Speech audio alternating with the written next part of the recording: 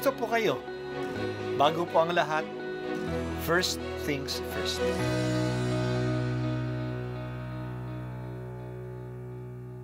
Good morning po. Sinisimulan po natin ngayon ang first things first. At dito po, tinatalakay natin sa unang bahagi ng umaga natin ay ang first readings na binabasa po sa banal na misa.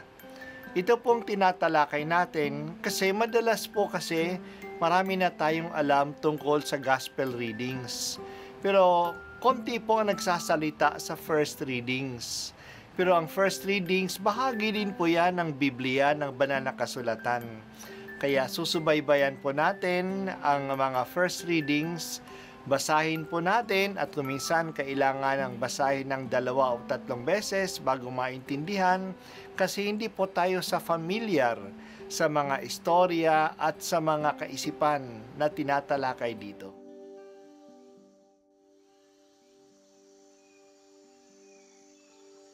Ang pagbasa mula sa Aklat ng Karunungan. Sinabi ng masasama, tambangan natin ang taong matuwid, pagkat hadlang sila sa ating mga balak. Ipinamumukha nila sa atin ang pagsuway sa kautusan, at sinasabing tayo'y nagkasala laban sa ating kaugalian. Ipinamamarali nilang nakilala nila ang Diyos, at sinasabing sila'y anak ng Panginoon. Sila ang nagbibigay sa atin ng mga problema. Makita lang natin sila'y balisa na tayo, pagkat kaiba ang gawain nila at pamumuhay. Ang palagay nila sa atin ay mababang mababa at nandidiri sila sa ating gawain. Sinasabi nilang kaligayahan ang wakas ng matuwid at ipinagmamagaling na sila'y anak ng Diyos. Tignan natin kung ang salita nila'y magkakatotoo, kung ano ang mangyayari sa kanila pagkamatay nila. Kung ang mga matuwid ay anak nga ng Diyos, sila ay tutulungan niya at ililigtas sa mga kaaway. Subukin natin silang dustain at pahirapan upang malaman natin kung hanggang saan ang kanilang kagandahang asal at kung hanggang kailan sila makatatagal. Subukin nating ibigti sila sa kamatayan. Yamang ang sabi nila ay iingatan sila ng Diyos. Iyon ang usapan ng masasama, ngunit sila'y nagkakamali pagkat binubulag sila ng kanilang kasamaan. Hindi nila natalos ang lihim na panukala ng Diyos. Hindi sila umasa sa gantimpala ng kabanalan. Hindi naisip ang magandang wakas ng malinis na pamumuhay. Ang salita ng Diyos. Salamat sa Diyos.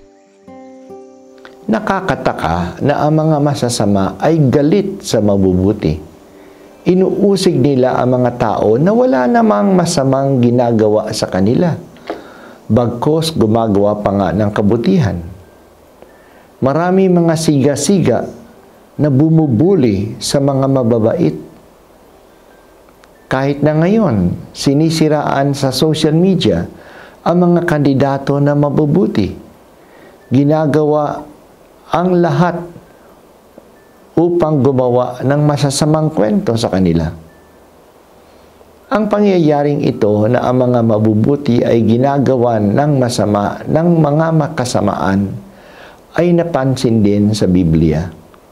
Sa pagbasa natin ngayon, nag-uusap-usap ang mga masasamang tao.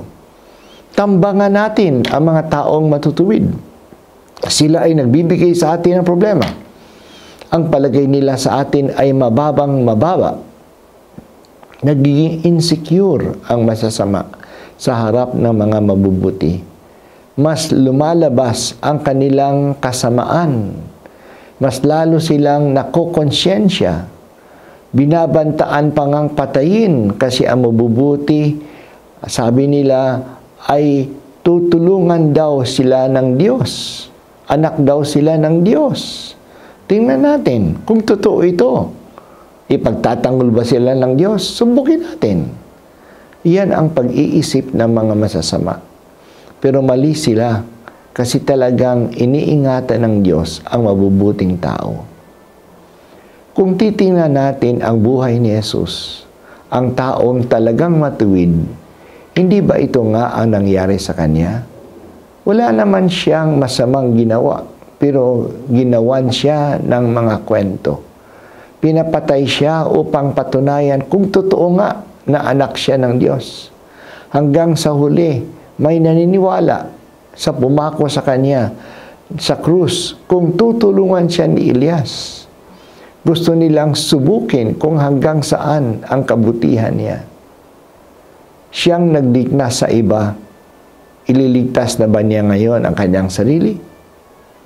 Siguro nagulat sila na hindi siya naghiganti at nagpatawad pa nga sa mga gumagawa sa kanya ng kasamaan. Hindi nga alam ng masasama ang lihim na panukala ng Diyos. May gantimpala ang kabanalan at ang kabutihan. Maganda ang wakas ng mga malinis ang buhay. May muling pagkabuhay.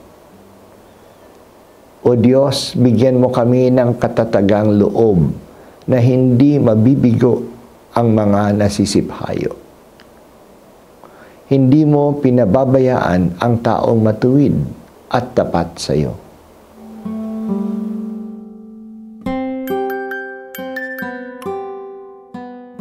At ako po ay si Bishop Broderick Pabilio dito sa First Things First.